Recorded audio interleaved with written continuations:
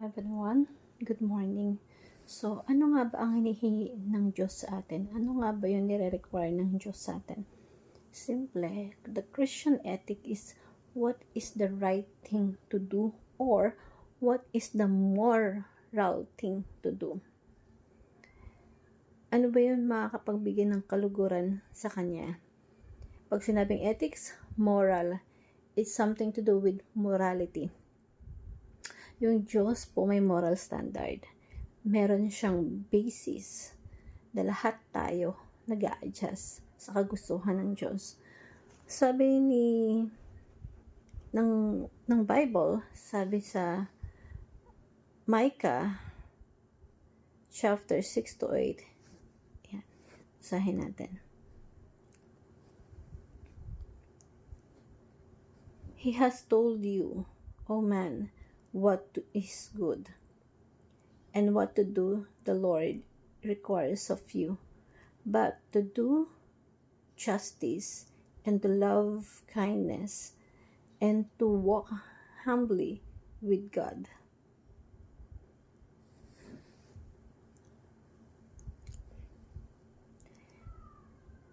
Ipakita niya sa iyo o tao kung ano ang mabuti at ang itatakda. Pinakita niya sa iyo o mortal kung anong mabuti at ano ang itinakda ng Panginoon sa iyo, kundi ang gumagawa ng may katarungan at umibig sa kaawaan at lumakad na may kababaan na kasama ng ating Diyos. Yung Diyos may nire-record sa atin. Ito yung klase ng pamumuhay na ninanais ng Diyos sa buhay natin. First teaching natin is God moral law or standard ng law is yung ethics ng Diyos, biblical ethics. God moral law brings beauty to the world. Ang Diyos po, yung nilikaya yung mundo, yung buong creation, meron pong natural law. Yung natural law is yung nag-govern. Ito yung sinusunod ng buong creation, yung natural law. Dito sa planet natin, kapag naghagis ka naman sanas, according to the natural law, bababa yun, babagsak yun, because of the law of the gravity. So, meron nag-govern ng batas dito sa ating mundo in terms of nature or natural law. Pero pagdating sa moral, the right thing to do, meron din law. Meron ding batas ang Diyos na dapat sinusunod ng tao.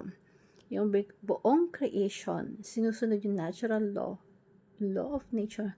Ang problema, ang tao hindi sumusunod sa moral law of God.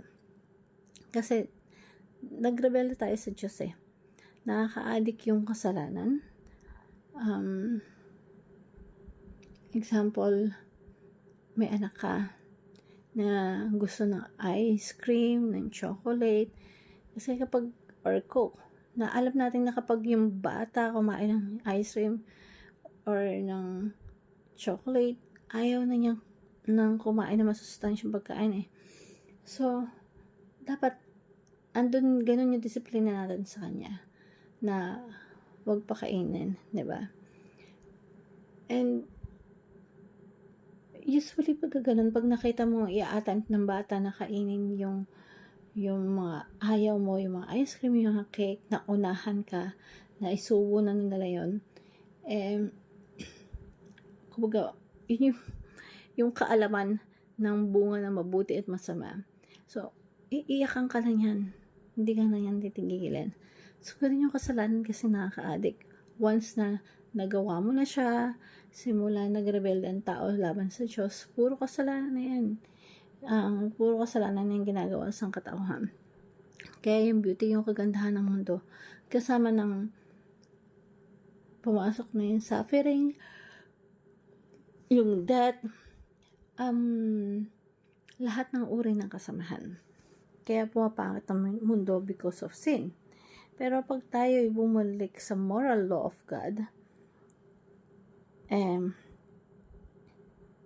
ay babalik din ang kagandahan dito sa mundo. Yan ang kadahilanan bakit isinugo ng Diyos Ama ang ating Panginoong Hesukristo para palaganapin ang kaharian niya dito sa mundo.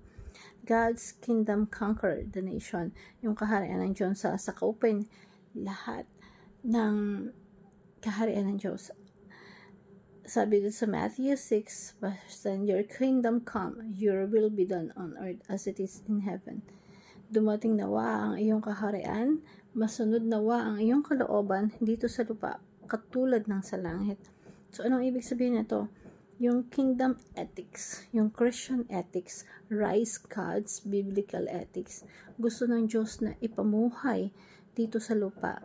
At lahat ng nakakasumpong sa kaharian ng Diyos, lahat ng nakakapasok sa kaharian ng Diyos, nagiging miyembro ng kaharian ng Diyos, require yung Christian ethics. Yung morality, yung standard ng Diyos. So, God's kingdom conquer the nation. At utos yun ng ating Panginoong Jesucristo sa mga disipulo niya sa atin. All authority in heaven and earth has been given to me. Go therefore and make disciples of all nations.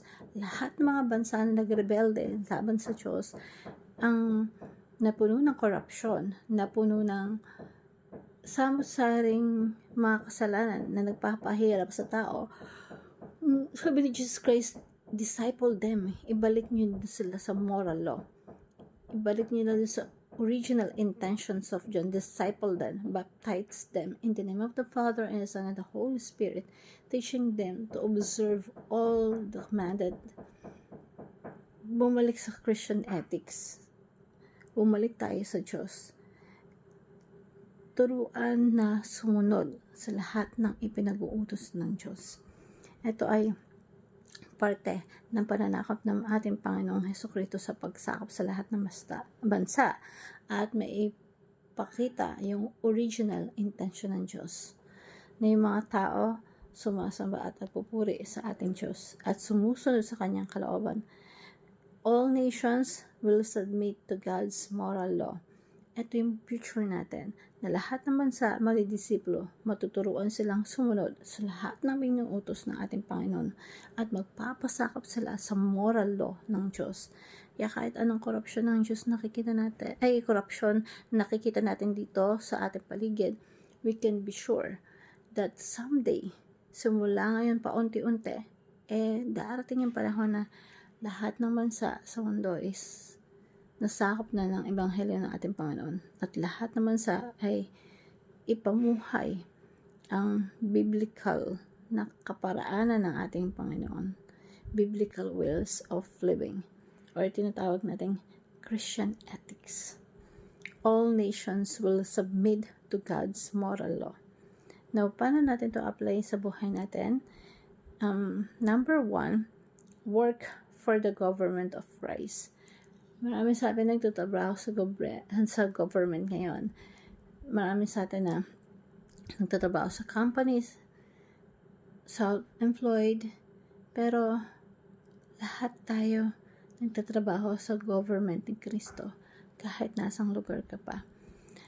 Sabi sa Isaiah chapter 9 verse 8, For to us a child is born, to us a child is given, and the government will be on the shoulder of God.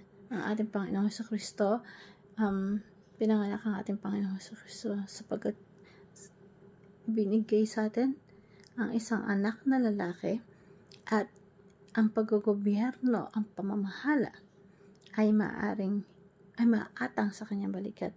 Ano ibig sabihin nito? Lahat tayo nananampalataya na tagasunod ng ating Panginoong Jesucristo, nagtatabaho tayo sa government of Christ. At anong ginagawa ng Panginoong Jesucristo? Anong ginagawa ng government of Christ? Labanan lahat ng kasamaan dito sa mundo. Talunin ang kasalanan, ang kasamaan, ang korupsyon dito sa mundo. Hanggang sa maiiwan na lang ang government ni Kristo. Dalawa lang naman ang government dito sa mundo. Gobyerno ng tao, ng kasalanan, o gobyerno ni Kristo. Lahat tayo, mga taga-sunod, ang aim natin, ang goal natin, magawa natin yung government of God. Hope we learn something. Thank you everyone, and